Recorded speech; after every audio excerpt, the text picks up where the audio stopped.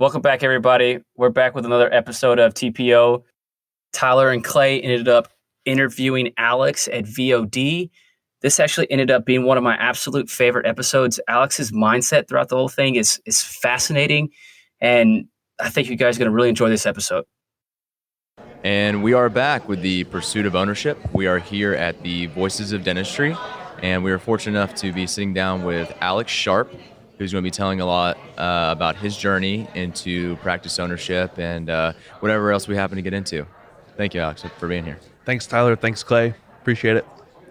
Yeah, absolutely. So we really wanted to have you here because Alex is a huge proponent of the shared practices philosophy. He totally understands us. From what I understand, he has listened to every single minute of the podcast since the very beginning. I don't broadcast that very much. And can be accountable for everything we've said. Yeah. It's a lot of pressure. And I also feel my self-esteem lowering as you say that. But yeah, I've invested a lot of time listening to all the content. And It's for anyone who wants to do what I've done, that's the blueprint, is just implement what's been talked about. It's really not that hard. Right. But we shouldn't let that detract away from your own talents. As a dentist and your personality. I mean, I think you're absolutely electric, and anytime someone talks to you, you can understand, where that success is coming from. It's not all shared practices. That's just kind of been a guideline for you, I think. Well, and it's shared practices in that there's been a whole lot of focus on the leadership component, and that's, I think, the direction that shared practices is going. And knowing that, hey, everyone has to improve that leadership component. Like, yes, do all the shared practices things to make sure that we're doing all the right steps to implement, but then around the edges you have to be constantly honing the leadership thing too. Yeah, absolutely. Clay, any? No, I was just going to ask Alex, where kind of tell us about your journey from dental school and to kind of where you are now. I know you're a practice owner. Yeah, so in broad strokes, I went to dental school, graduated in 2015, did the quote-unquote normal associate thing where I worked as an associate for a couple of years and kind of was turned on to shared practices in that time. And then at that point, I realized that, okay, ownership is the way to go, for sure. Right. Did you have that thought kind of coming into dental school, like, hey, I know I want to own a dental practice. This is what I've always wanted to do. I had probably a very common lack of clarity going into dental school. Like, I had basically like, okay, dentistry is a good gig. It's healthcare. It's good money. All the dentists that I know appear to be doing well financially. Work-life balance is good, and that's really all the thought that I gave it. I did not know to the level of detail that I probably should have what I wanted to get out of it. Mm-hmm. And in dental school, you get hit with all that propaganda of loans are bad, you're going to be a slave to student loan debt forever, you need to nose to the grindstone, be a cog in the corporate machine for an undetermined amount of time to get out of debt, and then maybe the clouds will clear and you'll be able to be a practice owner. Right. And so I bought into that mindset, hook, line, and sinker. And I was scared to death of the idea of owning a practice coming out of dental school. Just more zeros. Exactly. Yeah, more zeros, more responsibility, because all the people from corporate that bring you lunch and have wine you and dine you. Yeah, they wine you and dine you and have you as their captive audience. They have a vested interest in cultivating that fear-based scarcity mindset. Absolutely. And so it takes time for some of us to kind of rip that Band-Aid off, and there's guys like you where with the preponderance of information now, you can listen to podcasts and not fall into that in dental school. But that wasn't me. I was like, I don't want to own. That sounds too scary at the time. Yeah. So with that in mind, if a dental student's listening to this, Alex, what would you tell them, how you kind of rip that Band-Aid off, or how did your thinking change? What kind of mindset questions would you give them to kind of think about, hey, what's right for me?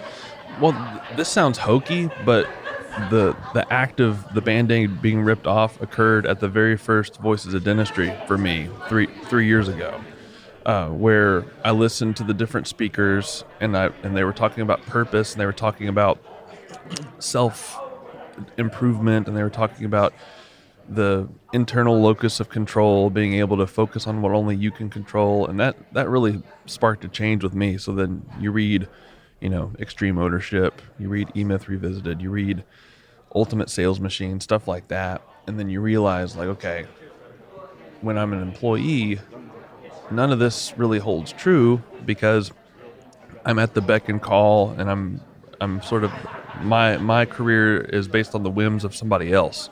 Yeah. And to me, there's a ceiling in what you can accomplish when that's the case. So Yeah. And you're building someone else's dream. Exactly. Ultimately. Yeah. And so it's easy to think of it in terms of scarcity and be like, well, there's too much risk. There's too much that could go wrong if I'm an owner, but you have to reach that point, and everyone reaches that point at different times when the desire to succeed outweighs the fear of failure. Right. And for some people, that hits in dental school, and those people are very lucky. I think they're becoming more plentiful. And then other people, they have to work 2 years or 5 years or 10 years, but eventually, that's the change that gets affected to make people want to pursue ownership. Yeah.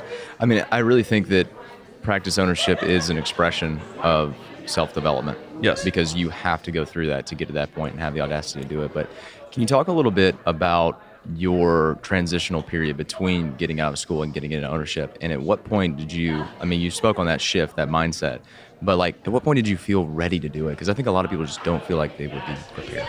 Yeah, and that's a point where you almost have to experience it to understand it, because I was probably paralyzed by the idea of owning for a long time. Just like, I can't believe what a practice owner has to do. I can't fathom having no off switch and being worried about payroll and being worried about HR and being worried about reviews and like the incalculable things that you have to do as a practice owner and all the hats you have to wear.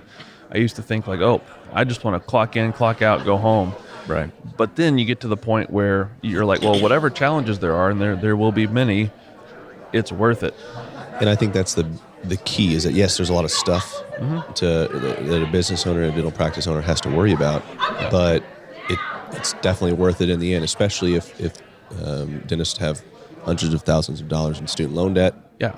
Well, and you can make money as an associate. Like if your sole purpose is to make money and just have that box checked on your to-do list, you can do that without owning a practice. Now it's easier, it's more straightforward, there's more flexible ways to do that as a practice owner, but you also have to have that intangible quality of wanting to lead a team, wanting to build something, wanting to have your business be a representation of you, use your business as sort of a test kitchen laboratory for your ideas, because it's a world within a world. It can be a microcosm of your worldview.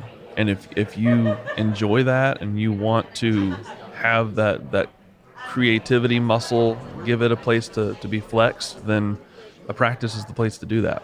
So kind of going from your associateship to the practice that you own now, how did you do that? Because I think a lot of people are like, okay, I know I want to own a practice, but I'm an associate in a job. What are the next steps? Like, right. And I want to piggyback on that question too. I hear a lot of people talk about going into associateships for the purpose of learning business.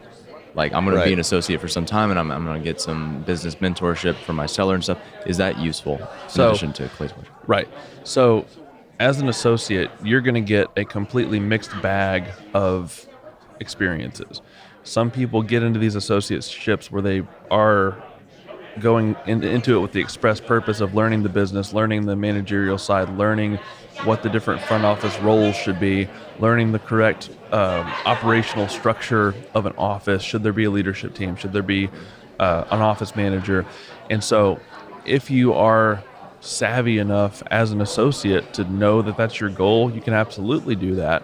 Sometimes it's better to do that more behind the scenes and not overtly be doing that or advertising to the owner that that's your goal. But you can do that. You can learn clinical mentorship. You can get experience doing procedures that you want to do, and you can also learn the business. It's all, to some degree, you get into it what you put out of it. I wasn't smart enough or savvy enough or a good enough planner to see that I needed to do that.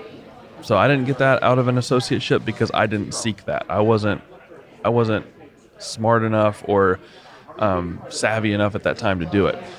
Where I started getting into ownership or thinking about it was toward the end of that run as an associate. It was that lack of autonomy that was kicking my butt, where the owner wasn't really giving me a long enough leash, I felt, to be able to do what I needed to do. And that was that point that I mentioned earlier where you just say, screw it. Like, whatever happens, come what may, at least I'm going to be at the helm of the ship, steering it in the direction I want to go. If it reaches its destination, great. If it sinks, whatever, I can live with that. But at least I did it my way. Mm-hmm. And you'll still be a dentist afterwards. Yeah, still be a dentist afterwards. That's a pretty good life, Right. too, you know? Yeah, exactly. Yeah, absolutely. So kind of how did you find the practice that you're, like, from dental school? Sure. You weren't looking for ownership, but you were No. looking for a practice. Yeah. How did you go about finding that? Because sometimes dental students are like, I don't even know how to find a practice I want to work in. So the traditional way to go is to go on the different brokers' websites, and nowadays you're getting basically the leavings of the corporate offices, because like corporate gets first crack, and then if you see one that's on a website getting advertised, it probably sucks because corporate passed it up. So what I did was I took I modified the shared practices off-market approach, where what I did was I went on the state dental board website, figured out where are the places I would be okay with living in my state. I looked at dentists who had received their licenses before a certain date, because statistically, if they're older, they would be more interested in selling or partnering or whatever. Yeah. And so I wrote them a handwritten note just saying, like, here's who I am, here's what I'm looking for. If you're interested in this, or if you know anyone who might be, call me. And so I got quite a few bites on that. How many notes, handwritten, I might add, how many notes did you send out to those different practice owners? Around 150. Wow. Yeah. And so that was right fresh off of going to Voices of Dentistry the first time, and like the fire was under my butt at that point. I was like, I'm just going to do this, my spare time, this is what I'll do. And the mistake I made, though, was I was not discerning enough in the letters that I wrote. So to piggyback on what you guys had mentioned in one of your episodes, it was all about figuring out what constitutes a good practice first before you even start analyzing it. Like, what are your non-negotiables?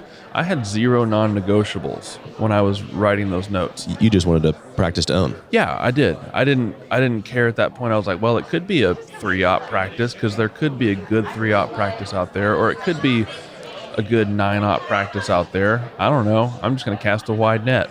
I wouldn't recommend doing that. I would recommend nowadays figuring out, what do you want? Do you want to be a high-producing solo office? Do you want to be a group? Do you want to have associates? Do you want to have it be hygiene heavy? Do you want it to be full mouth rehab? Like, what do you want? Like, get that clarity on the front end, because I wasted a bunch of time not having done that on the front end, because there's all these offices out there that have 3 ops, and they collected like $450,000 last year, and their overhead was really high.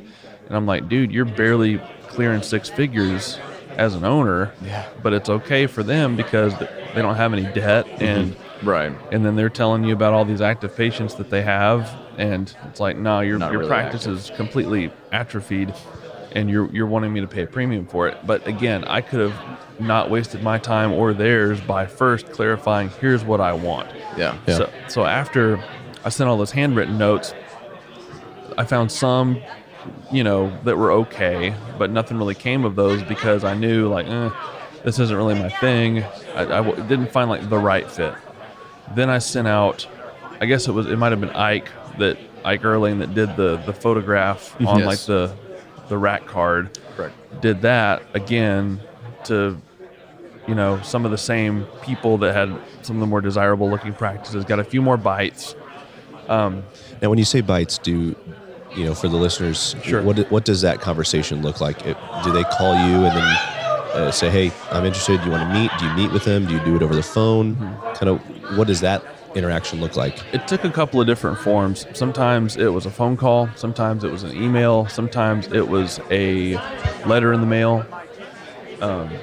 And so that took different forms. And again, a lot of those interactions ended up being wastes of time because I sent so many of those notes that in hindsight probably shouldn't have been sent because those weren't practices that I should have known I wouldn't have really been interested in had I clarified what I wanted.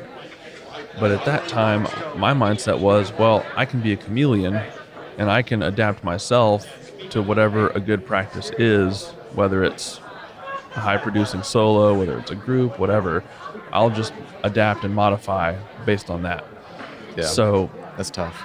And then after all that, I found this practice because the seller called me because it was the practice that I grew up in. And I was like, well, he's not going to sell because he's too young. So I didn't even... So you hadn't even sent him I hadn't sent him anything. Didn't send him squat. Okay. And he just called me out of the blue one day. And I was like, well, here we go. This is it. How did he know you were looking? I had told him Yeah. because I had previously approached him about a job at one point. So he knew that I was in the market for stuff. And I was like, hey, I could, if you need me, I can work for you a couple days a week while I'm looking for a practice to own. And so he knew that. But then I had not approached him specifically about, hey, can I buy your practice? It just sort of worked out that way. Now, were you working in the area that you were looking to buy as well? No. Okay. And I had a pretty broad area, multiple parts of the state that I was cool with working in. And so, yeah, it sort of manifested pretty organically. And that goes back to, I don't know if a lot of the listeners are into this, but if you do a lot of the Napoleon Hill, like visualization, Right. like seeing. Think and Grow Rich. Yeah, because if you put your energy towards something, and you're resolute in your belief, and you're pretty relentless about it, stuff just seems to happen. And whether that's hard work or going back to the quote about like the harder I work, the luckier I seem to get. It's great. Seriously, Yeah. There's some weird Cosmic. like sort of mystical Yeah. element to that Yeah. it's hard to put your finger on, but in my experience, it holds true. Yeah, because ultimately the mailer system didn't actually return your lead. It was somebody just saying, "Oh, hey, like I'm thinking about selling my practice," but Right. like that might not have happened had you not been so intentional about Right. what you were doing. And you were Yeah. flexing your network, you Yeah. were reaching out to other Right. people. Well, and I was putting a lot of effort and a lot of energy out into the ether, whatever that means. Sure. And so, I don't know. I just think that it was a way of the universe saying like, well, here's your break. Yeah. And granted, I put in a lot less time and energy into it than a lot of people probably do. Yeah. Because I know it takes some people years and years and years and years and years to find what they're looking for. And so, I don't know. I just think that if you're clear about what you want, that clarity alone can really shorten the learning curve and shorten the distance between where you are and where you want to be. So how long was the timeline from when you started, you got out of dental school? How long did you work at the associateship? I was at the associateship for 2 years. And so at about the 1.5 year mark was when I started sending out notes. Okay. And then when did you get that first bite from your hometown practice? I got the indication from the practice that I ended up buying. That was 11 months later. Wow. Yeah. Okay. Which it felt like about 5 years, but it was 11 months later. Did your associateship inform you as to what you would be looking for at all? Meaning, As in like the type of practice that you wanted to own? Like, did your experiences in your associateship, or was it more listening to podcasts, reading books, talking to other dentists? What helped you form the vision of what you wanted? I think that I had the tools to form a vision for what I wanted, but I did not have nearly the amount of clarity I should have had about looking for what I wanted. Because like you guys have touched on, if you find out more about what you want as you go. And the associateship I had, it was in a 13-op practice, 2 dentists, and on the surface, I was like, I don't want a beast this big ever, because there's so many moving parts and there's so many hats that you have to wear. It just seems overwhelming.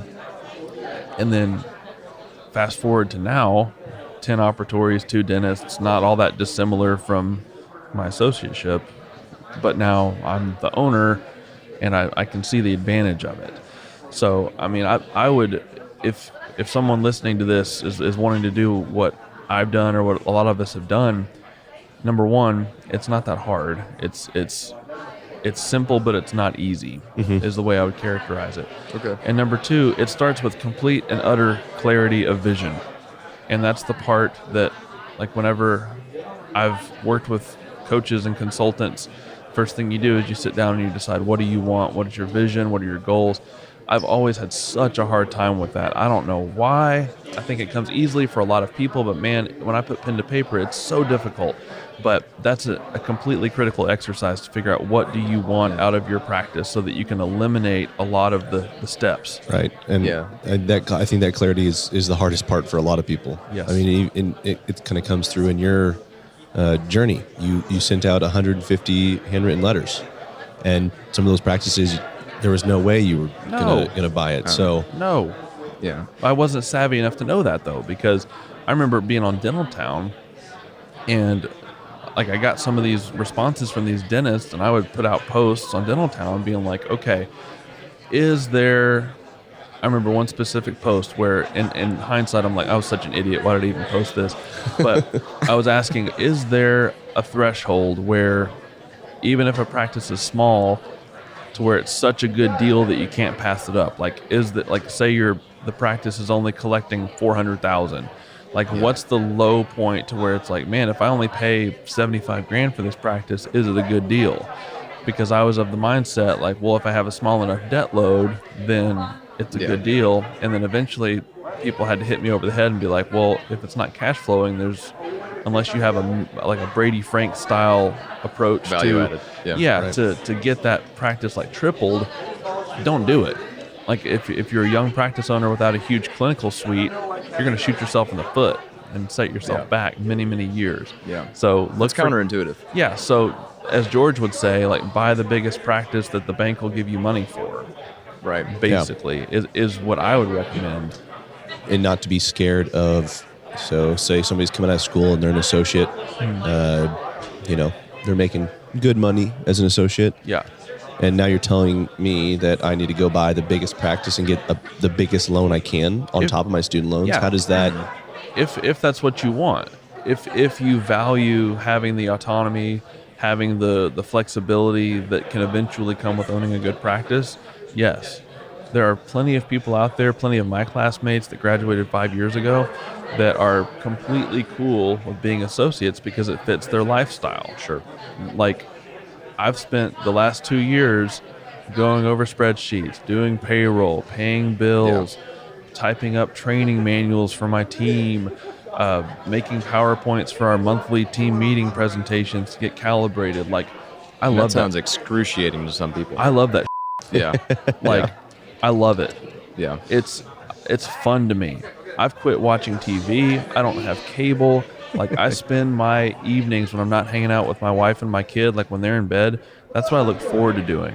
Yeah. I bought the Blu-ray, the special edition Blu-ray of Twin Peaks, the TV show, because I'm a big David Lynch fan, and I got it for Christmas for myself, and I haven't even opened it yet because I'm like, I could watch several hours of this, or I could be working on my practice. So I haven't even opened the damn thing yet. I love that show, but it's like my mindset is just so different to where, like, it's fun.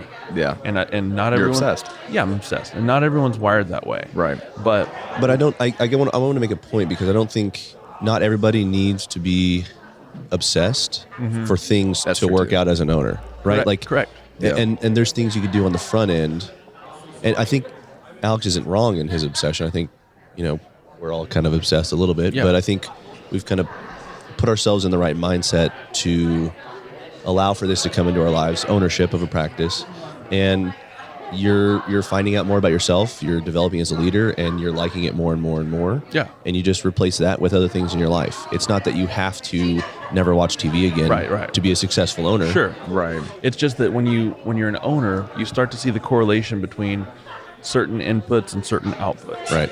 Like you input the information into a PowerPoint presentation, and then you see the light bulb go off for your team members when you're discussing a certain topic, and then you see them implement what you've trained them on, and you're like, okay, this is really cool.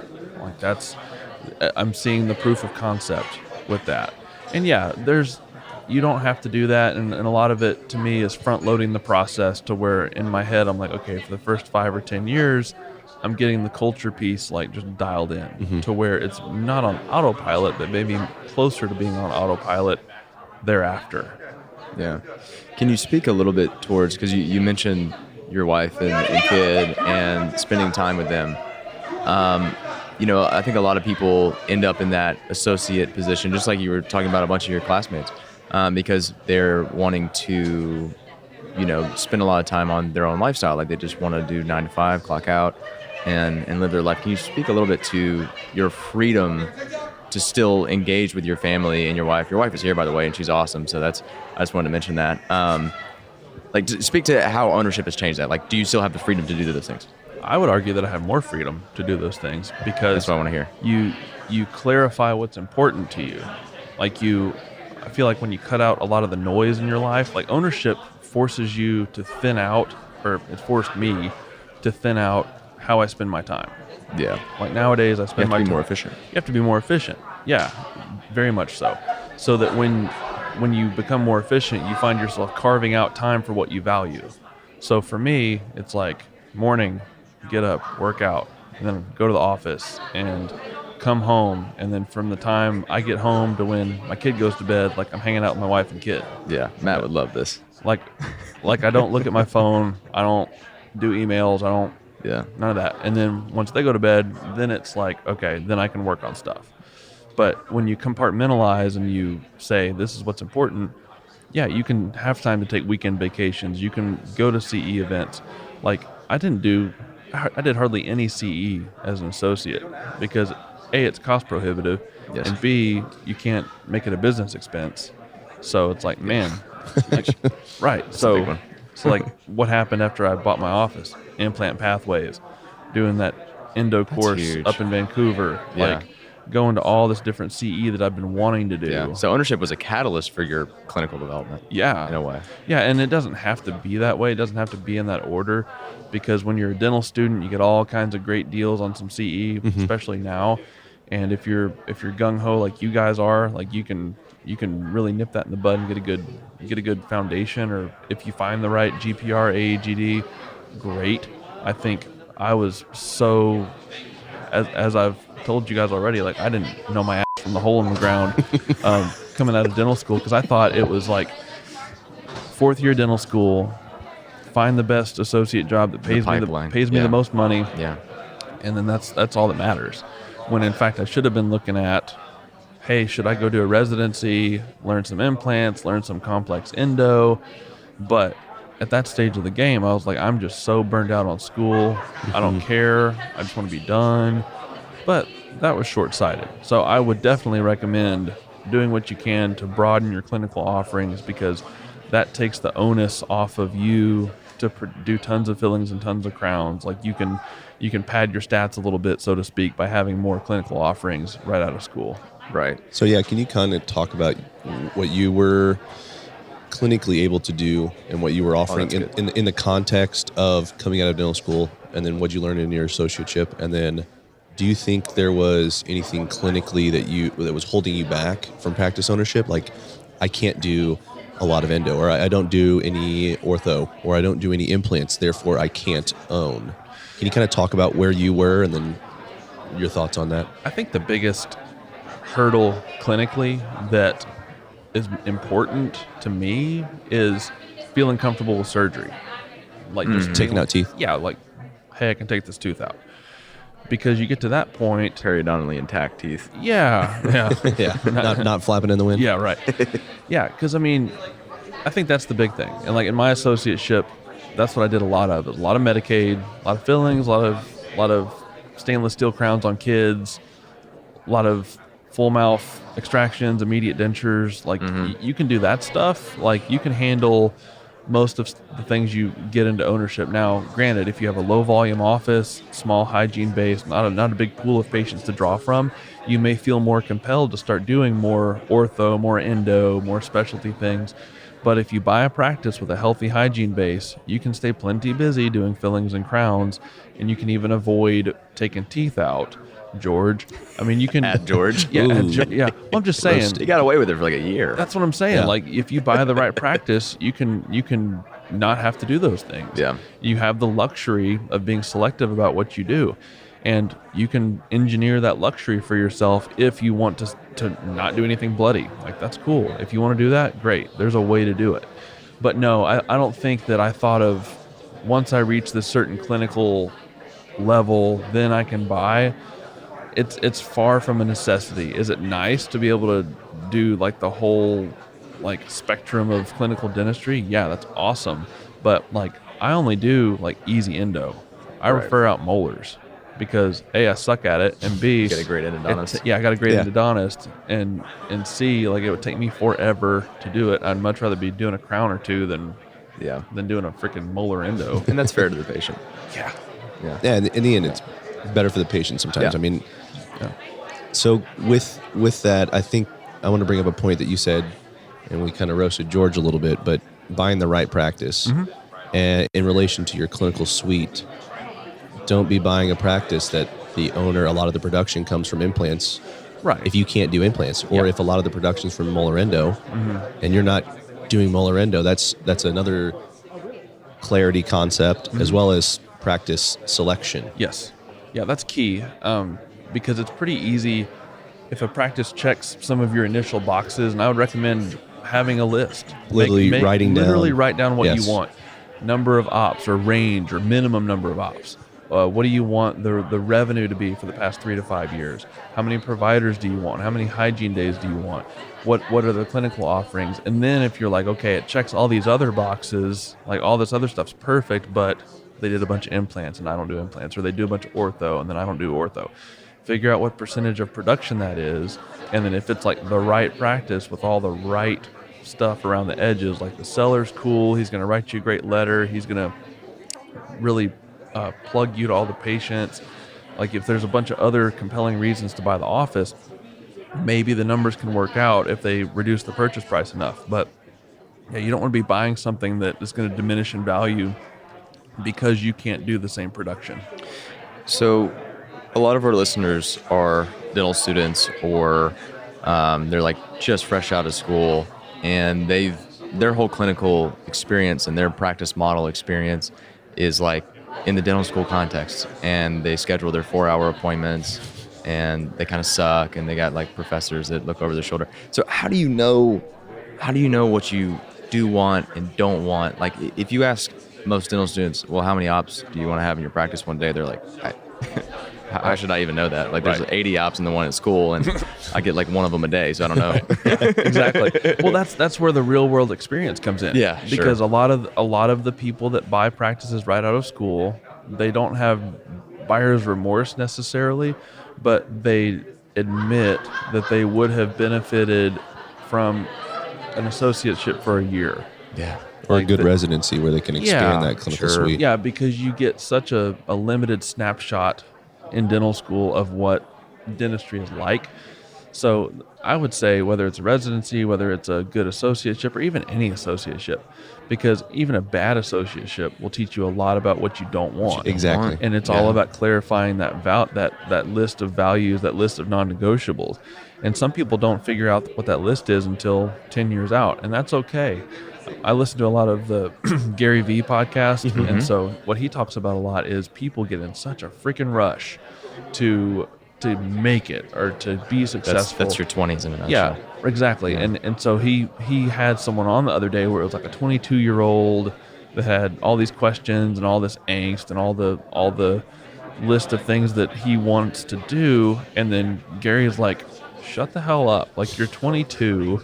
You've got your whole life ahead of you. And then he went into a diatribe about himself. Like, hey, I didn't own a house for myself to live in until I was 33. I lived in an apartment. I had several $100,000 saved up by the time I was 33 because I rented and I drove a beat up car. Like, you've got your whole life ahead of you. Oprah didn't have a job at like 34. Right. Exactly. I don't know if that's true. I think I read that somewhere. Yeah. And so like she was a later bloomer, and a lot of people are later bloomers. It's perfectly fine not to buy an office until you're 2 years out of school or 3 years out of school. It's better to buy the right office later than it is to buy the wrong office sooner. 100% agree. And I've seen that several times where I've got buddies of mine that are like gunners, that are like the gunners in dental school. Like, look at me, I bought a practice right out of school. And what do you know? It was a small practice that a new grad could get financing They for. can finance because you get like $400K maybe. And they are having to spin their wheels to try to grow this $500,000 revenue practice with one hygienist to anything resembling a desirable practice. Or you could buy one that has a big pool of hygiene that is more forgiving. Because me personally, I enjoy having 4 hygienists because that insulates me against a bad production day. If you're a solo office with one hygienist and you have a bad day, everyone has a bad day. If I have a rough day, it's like, well, there's still a bunch of SRP going on, and we're doing fluoride, and we're doing sealants, and my associate's doing stuff. And so, someone else's hands. Yeah, so like if my bridge patient like has the sniffles and decides she doesn't want to come in, it's like, yeah, that sucks, but it's not that bad. Like I go bug people in hygiene and work in treatment, like it's fine. Yeah.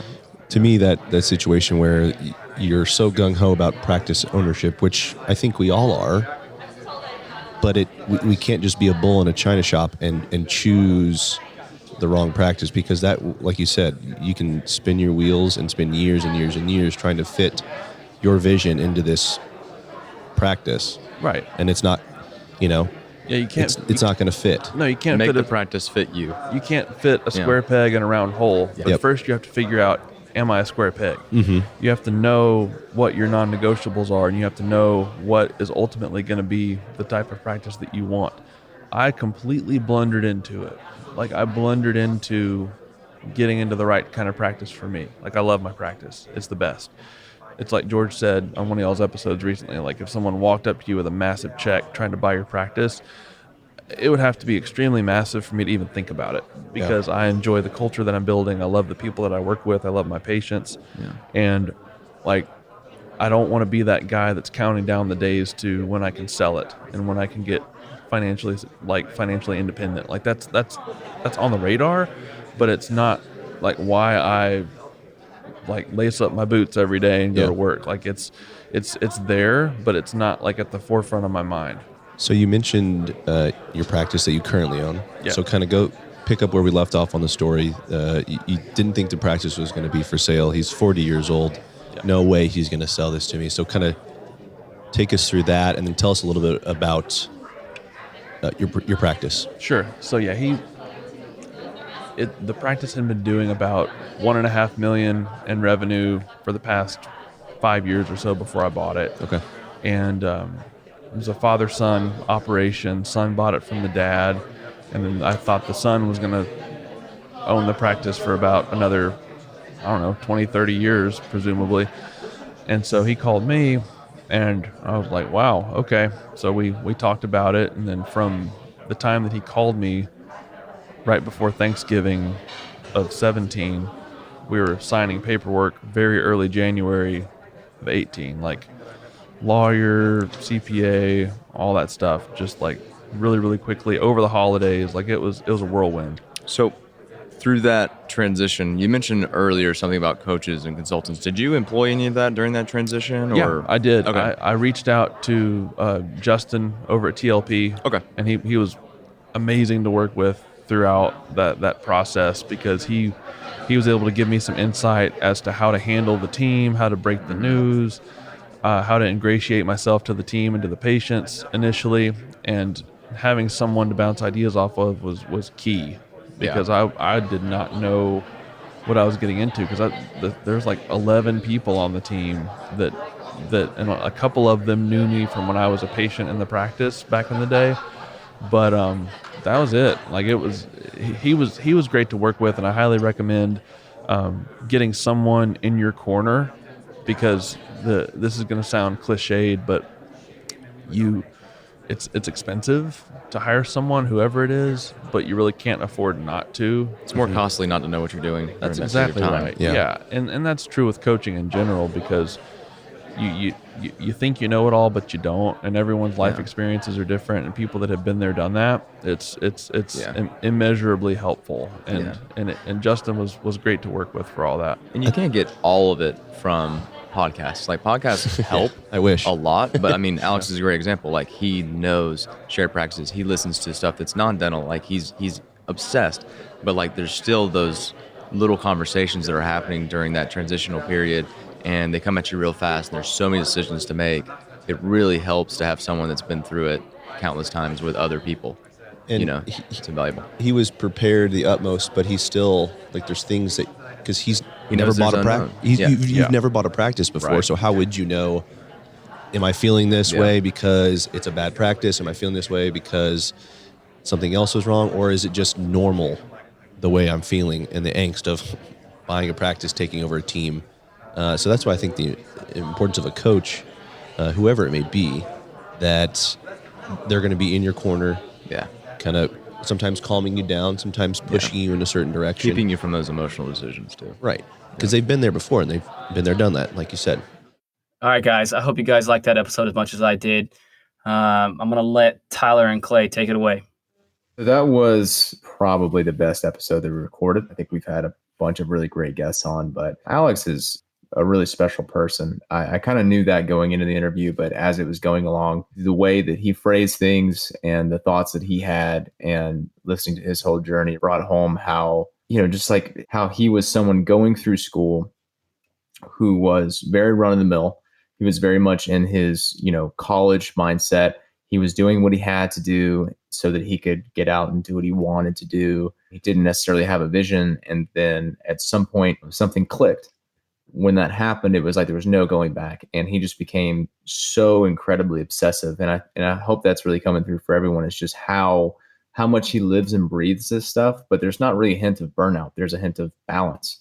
And he's very highly effective in all of his roles as a husband, as a father, as a dental practice owner who's becoming very successful. And the undercurrent of that has been personal development, an absolutely insatiable hunger for knowledge and learning and refining his life and making it more efficient. And hearing that, with the tones of, things that we've said on shared practices, because he really does know shared practices better than people that actually work for shared practices.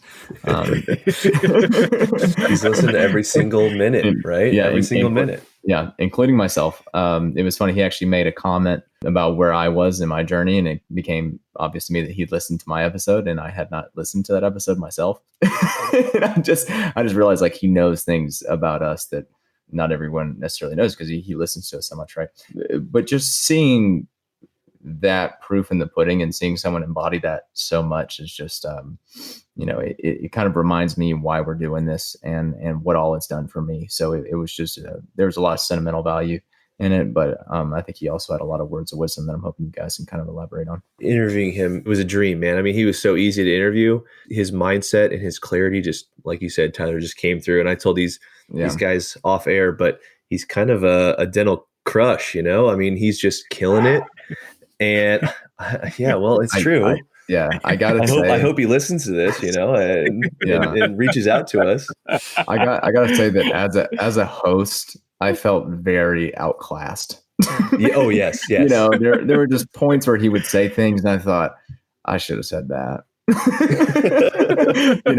I mean, the way he phrases stuff. I mean, I could definitely see him having his own show. I hope he engages with that and doesn't outcompete what we do, because I think he'll render us obsolete. No, I think he has a lot to offer, and I think the listeners can sense that. And kind of going back to his mindset and how it evolved from dental school to being in practice as an associate, and then just kind of realizing that, one of his quotes, I might be misquoting here, but the desire for him to succeed outweighed the risk of practice ownership, right? Like he just knew that he wanted to do it. Something too that I kind of want to get Aaron's thoughts on is the mailers. Because I know we talk about mailers at shared practices. I've sent out some mailers. Alex kind of had a different experience with mailers. What were your thoughts on that, Aaron? Yeah, so here at Shared Practice, we have, in our ownership accelerator, we have a whole section on creating mailers. And in that section, we create a mailer with an 8 by, 7-inch mailer with a picture, and you kind of write your little story and say, reach out to me if you have any opportunities. It seems a little stale in the way that Alex did it, of him actually sending out handwritten notes. I feel that he got a lot more a lot more traction doing it that way rather than sending it out. That's the